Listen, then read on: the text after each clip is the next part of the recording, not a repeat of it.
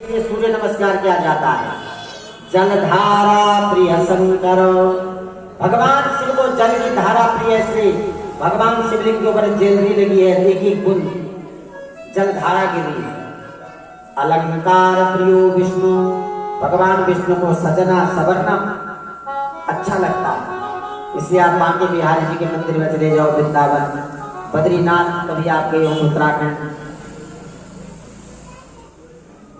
या तिरुपति बालाजी, तो भगवान आभूषणों से सज्जित रहते हैं। अलंकार प्रिय विष्णु।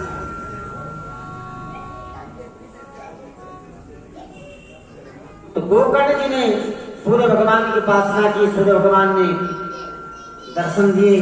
गोकर्ण जी ने कहा कि मेरा भाई प्रेत बना है, कैसे मुक्ति होगी? तब सूर्य भगवान ने कहा कि श्रीमद् भागवत की कथा करो, उससे बढ़कर संसार में कुछ नहीं। भागवत की कथा सुनकर के प्रेत की भी मुक्ति हो जाएगी। प्रेत पीड़ा नाशकः। तो गोकर्ण जी ने श्रीमद् भागवत की कथा की। स्वयं व्यासपीठ पे बैठे सारे गांव वाले कथा सुनने के लिए आए, बड़े बड़े ऋषि भी आए। अब गोकर्ण की कथा सुनने के लिए प्रेत भी आया भाई।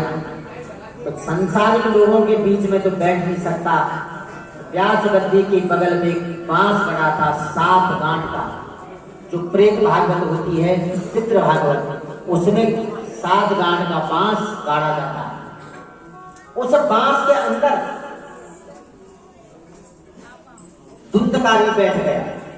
एक दिन की कथा हुई, एक गांठ फटी, दूसरे दिन की कथा, दूसरी गांठ फटी। 7वें दिन उसके अंदर से सुंदर रूप धारण करके धुंधकारी सामने उपस्थित हुआ और धुंधकारी को लेने के लिए स्वर्ग से विमान आया।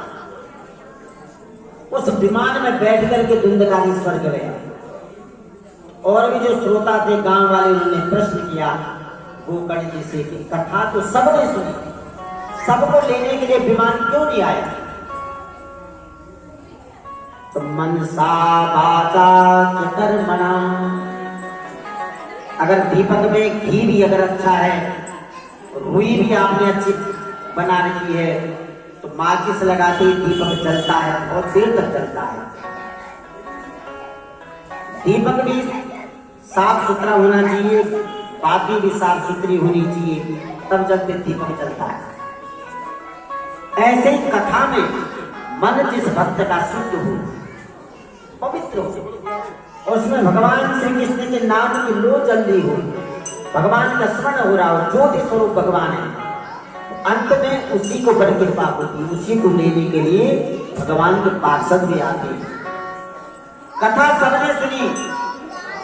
धुंधकारी ने मन लगा करके कथा का श्रवण किया, परंतु जो और श्रोता थे, किसी का मन घर में लगा है, किसी का कहीं लगा है, शरीर बैठा है तो मन बाहर लगा हुआ है।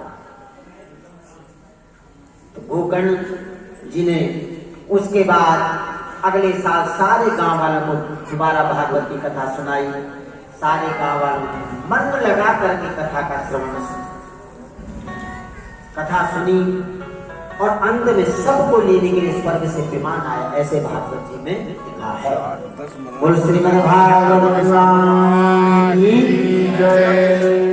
इसलिए कोई भी कार्य करो तो मन लगा करके करना चाहिए। मन भगवान का स्मरण करता रहे, तन संसारिक काम भले करे। इसीलिए प्रभु से यही विनती करनी चाहिए कि प्रभु इस मन को अपने चरणों में लगाना।